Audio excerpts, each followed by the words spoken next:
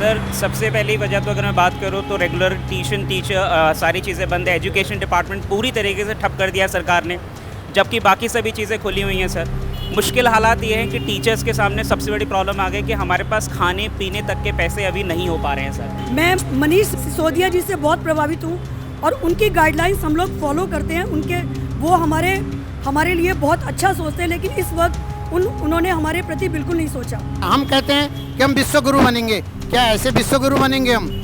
कौन सी कल्पना, कौन से जीवन जी रहे हैं, किस तरह का जीवन जी रहे हैं हम लोग? हाँ, सब बहुत ज़्यादा परेशान हैं। बच्चों को भी दिक्कत काफ़ी हो रही है क्योंकि हर बच्चा ऑनलाइन समझ नहीं पाता। बच्चों को भी दिक्कत है, हमें भी दिक्कत है। लोग हमें पकौड़ा तलने की सलाह दे रहे हैं, सलाह दे रहे हैं। रेगुलर कहते हैं कि छोटे कामों में आप ज़्यादा इन्वेस्ट कर सकते हो, ज़्यादा कमा सकते हो। तो क्या करूँ सर, मैं पकौड़ा तलना शुरू कर दूँ सर, यहीं पर ही लग जाऊँ ठेला लगा के? सर क्या करूँ, मूर्ति बनाऊँ यहाँ पर? क्या करूँ सर मैं? इसलिए अगर हम देखें तो 25 मार्च से लॉकडाउन चल रहा है, उसके बाद से हम सब लोग बेरोजगार बैठे हुए हैं, ऑनलाइन के भरोसे बैठे हुए हैं, लेकिन ऑनलाइन क्लासेस उतनी सक्सेसफुल नहीं है। भले ही स्कूल प्रशासन या शिक्षा मंत्री सर दावा ठोकते हों कि 90% रिजल्ट दिल्ली के प्रदेश का रहा है सर, लेकिन उसके पीछे कहीं ना कहीं प्राइवेट कोचिंग वालों का हाथ रहा है।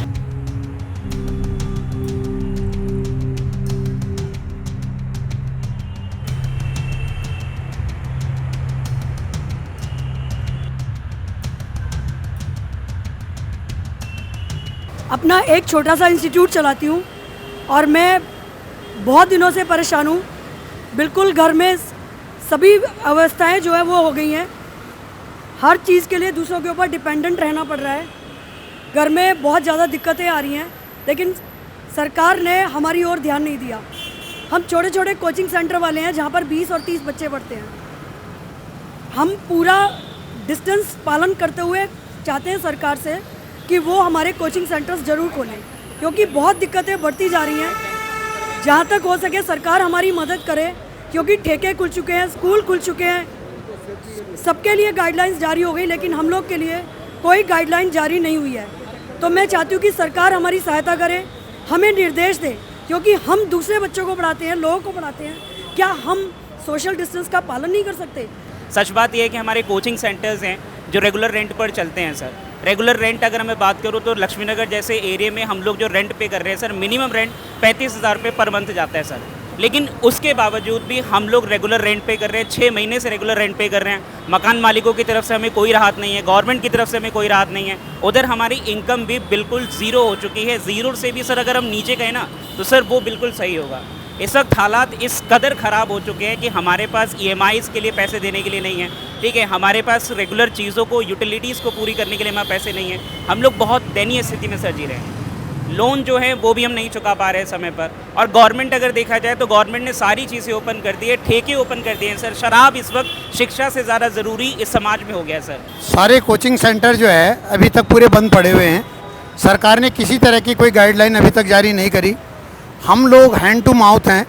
सबसे बड़ी बात है कि हम लोग मध्यम वर्ग के लोग हैं और मध्यम वर्ग के बच्चे हमारे पास आते हैं, और मध्यम वर्ग के लोगों के ऊपर जिस तरह से सरकार दोहरा आर्थिक दबाव डाल रही है, क्योंकि जो लोग अपने बच्चों को भेजेंगे, एक तो वो इंटरनेट वाला सिस्टम है, 4G इंटरनेट कहते हैं और देते 2G का भी नहीं है।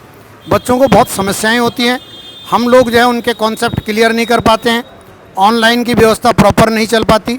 इसीलिए जो है हम चाहते हैं सरकार जो मानक निर्धारित करे उसके अनुसार हमें गाइडलाइन जारी कर दे, हम उसका पालन करेंगे। अगर गवर्नमेंट स्कूल के बच्चों को आप देखेंगे रेशियो, तो मुश्किल से 5 या 10% ही बच्चे गवर्नमेंट स्कूल के बच्चे क्लास ले पा रहे हैं। कुछ के पास साधन नहीं है, कुछ के नेटवर्क इशू है, में तो प्रॉब्लम सबके साथ है। तो उनके लिए बेसिकली बहुत ज़्यादा ज़रूरी है।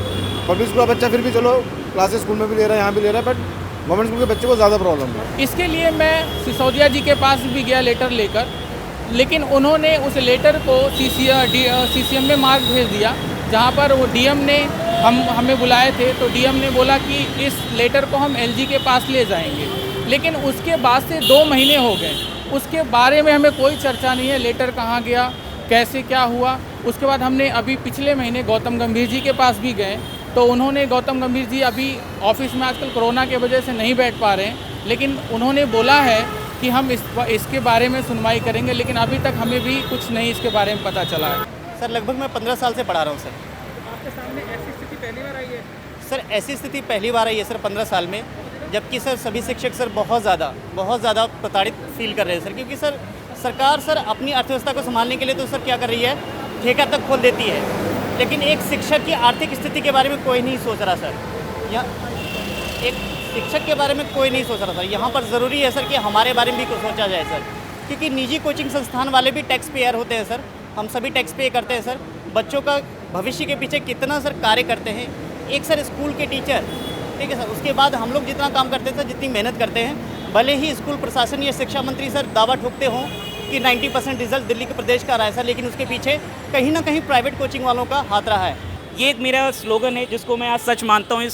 इस दौर में ये बिल्कुल सही स्लोगन चल रहा है कि सबसे अनपढ़ देश का शिक्षक। और आज ये हालात है कि मुझे लगता है कि मैं सबसे ज़्यादा अनपढ़ हूँ। मैं नहीं जानता सोशल डिस्टेंसिंग क्या होती है, मैं नहीं जानता कि मैं अपने बच्चों को सुरक्षित कैसे रखूँगा, मैं नहीं जानता कि मैं किस तरीके से बच्चों को सैनिटाइज करना चाहिए। यानी कि मुझे कुछ नहीं पता, मैं बेकार हूँ, अनपढ़ हूँ, गवार हूँ। और लेकिन एक शराब का ठेके का जो ऑनर है, जो 12वीं और 10वीं पास है सर, वो मुझसे ज़्यादा इंटेलिजेंट है, मुझे ऐसा लगने लगा है सर।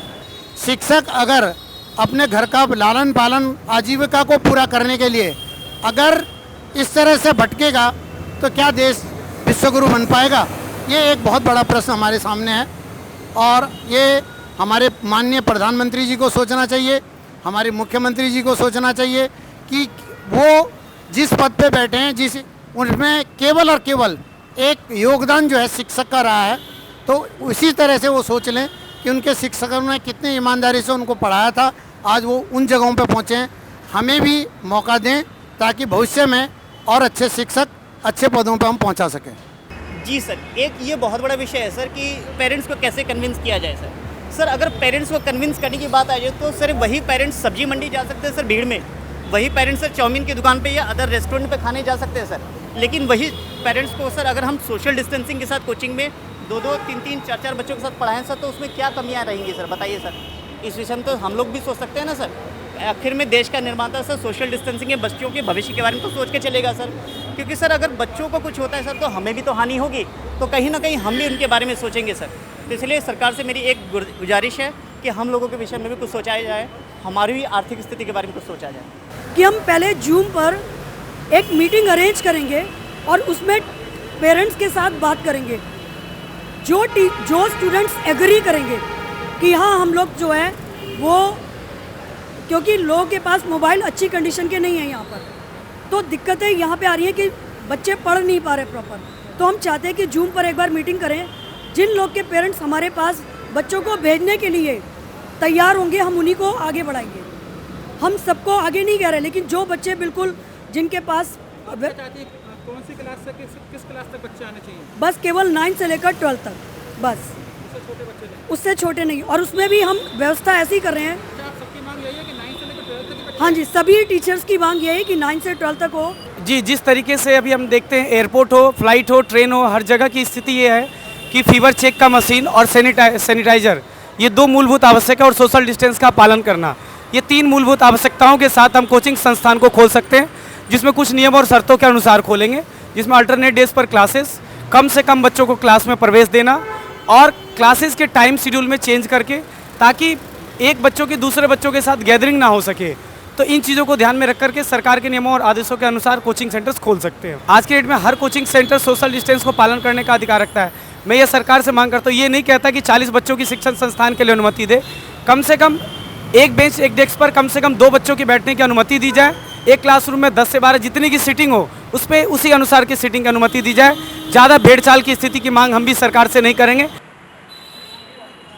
तो मैं चाहूँगा कि सभी से मेरी अपील है, पूरे भारत के जितने भी कोचिंग सेंटर्स हैं, जितने भी ट्यूटर्स हैं, प्लीज़ आगे आएँ और सपोर्ट करें इस मुहिम को, ताकि देश में जो टीचर्स रेगुलर आत्महत्या की कगार पे पहुंच चुके हैं उनको भी कुछ ना कुछ सपोर्ट मिल सके। सर हमें कोई सपोर्ट नहीं मिल रहा है, क्योंकि हम ना तो मांग सकते हैं और देने के लिए हमारे पास कोई है नहीं सर। हमें कोई सपोर्ट नहीं मिल रहा है सर, रेगुलर हम सिर्फ दे ही रहे हैं समाज को। हमने क्या नहीं किया, गवर्नमेंट मोदी जी ने कहा कि पीएम केयर फंड में सर मैंने खुद डोनेशन दिया सर, ठीक है, हमने आगे बढ़ चढ़कर डोनेशन दिया, पीएम केयर फंड को डोनेशन दिया, ठीक है, रेगुलर हमारी जो एसोसिएशन है रेगुलर लोगों को खाना खिलाया इस लॉकडाउन के दौरान में। 6 महीने से हम समाज की सेवा कर रहे हैं, लेकिन आज हमारे लिए हमारी मदद के लिए कोई नहीं खड़ा हुआ। गवर्नमेंट हमारी तरफ देख नहीं रही है, सोच नहीं रही है, और ये बहुत ही दुखद है कि एक टीचर की जिस तरीके से बेइज्जती समाज में हो रही है, मुझे नहीं लगता कि ये होना चाहिए। और देश का भविष्य बिल्कुल अंधकार में तो है ही, लेकिन साथ साथ देश के जो भविष्य बनाते हैं, निर्माता जो हैं, जो टीचर्स हैं, वो भी कहीं ना कहीं पीछे छूटते जा रहे हैं समाज में सर।